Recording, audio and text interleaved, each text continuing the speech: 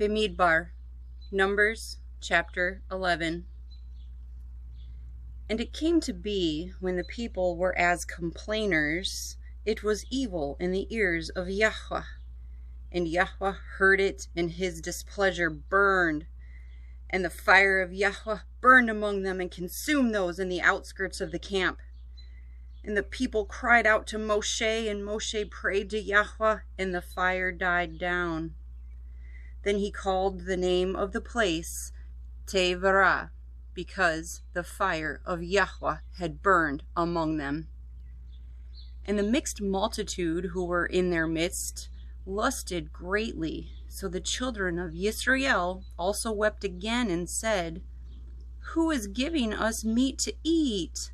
We remember the fish we ate without cost in Mitzrayim, the cucumbers and the melons and the leeks and the onions and the garlic. But now our life is dried up. There is naught to look at but this manna. Now the manna was like coriander seed, and its appearance like the appearance of bdellium. The people went about and gathered it, ground it on millstones, or beat it in the mortar, and cooked it in a pot, and made cakes of it, and its taste was as the taste of cakes baked with oil. And when the dew fell on the camp at night, the manna fell on it. And Moshe heard the people weeping throughout their clans, each man at the door of his tent. And the displeasure of Yahuah burned exceedingly, and in the eyes of Moshe it was evil. So Moshe said to Yahuah, Why have you done evil to your servant? And why have I not found favor in your eyes to put the burden of all these people on me? Was it I who conceived all these people? Was it I who brought them forth, that you should say to me, Carry them in your bosom, as the foster father carries a nursing child to the land which you swore to their fathers? Where am I to get meat to give to all these people? For they weep before me, saying, Give us meat to eat. I am unable to bear all these people alone, because the burden is too heavy for me. And if you are doing this to me, please slay me altogether, if I have found favor in your eyes, and let me not see my evil. Then Yahuah said to Moshe, Gather to me 70 men of the elders of Yisrael, whom you know to be the elders of the people and officers over them, and bring them to the tent of appointment, and let them stand there with you.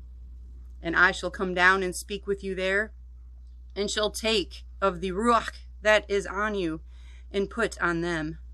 And they shall bear the burden of the people with you, so that you do not bear it yourself alone. And say to the people, Kadosh yourselves for tomorrow, and you shall eat meat, because you have wept in the hearing of Yahuah, saying, Who is giving us meat to eat? For it was well with us in Mitzrayim. And Yahuah shall give you meat, and you shall eat. You are going to eat, not 1 day, nor 2 days, nor 5 days, nor 10 days, nor 20 days, but for a month of days, until it comes out of your nostrils and becomes an abomination to you, because you have rejected Yahuah, who is among you, and have wept before him, saying, Why did we come up out of Mitzrayim?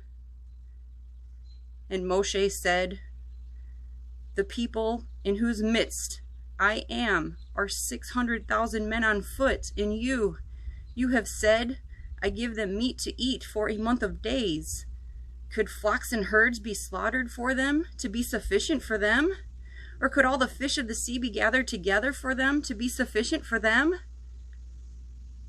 And Yahuah said to Moshe, Is the arm of Yahuah too short? Now see whether my word meets you or not. And Moshe went out and spoke to the people the words of Yahuah, and he gathered the 70 men of the elders of the people and stood them around the tent. And Yahuah came down in the cloud and spoke to him, and took of the Ruah that was upon him, and placed the same upon the 70 elders, And it came to be, when the Ruah rested upon them, that they navu, but did not continue. However, 2 men had remained in the camp. The name of one was Eldad, and the name of the other Medad.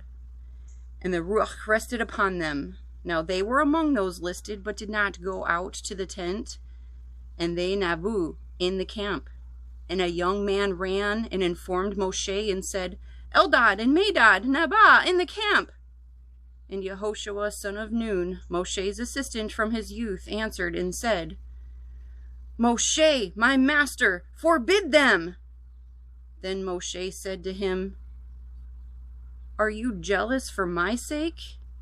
Oh, that all the people of Yahuah were Neviim, that Yahuah would put his Ruach upon them. And Moshe returned to the camp, both he and the elders of Yisrael. And a wind went forth from Yahuah, and it brought quail from the sea, and let them fall beside the camp about a day's journey on this side, and about a day's journey on the other side, all around the camp, and about 2 amah above the surface of the ground. And the people were up all that day, and all that night, and all the next day, and gathered the quail. He who had least gathered 10 homers, and they spread them out for themselves all around the camp. The meat was still between their teeth before it was chewed. And the wrath of Yahuah burned against the people, and Yahuah smote the people with an exceeding great plague. Then he called the name of that place Kiroth ha-Tawah, because there they buried the people who had lusted. From Kiroth ha-Tawah the people departed for Chesroth, and they were at Chesroth. Bemidbar, Numbers chapter 12. Now Miryam and Aaron spoke against Moshe because of the Cushite wife whom he had taken, for he had taken a Cushite wife. And they said, Has Yahuah spoken only through Moshe? Has he not also spoken through us? And Yahuah heard it. And the man Moshe was very humble, more than all men who were on the face of the earth. And suddenly Yahuah said to Moshe and Aaron and Miryam, You 3 come out to the tent of appointment. So the 3 came out, and Yahuah came down in the column of cloud and stood in the door of the tent and called Aaron and Miryam, and they both went forward, and he said, Hear now my words. If your Nevi is of Yahuah, I make myself known to him in a vision, and I speak to him in a dream. Not so with my servant Moshe. He is trustworthy in all my house. I speak with him mouth to mouth, and plainly, and not in riddles. And he sees the form of Yahuah. So why were you not afraid to speak against my servant Moshe? And the displeasure of Yahuah burned against them, and he left.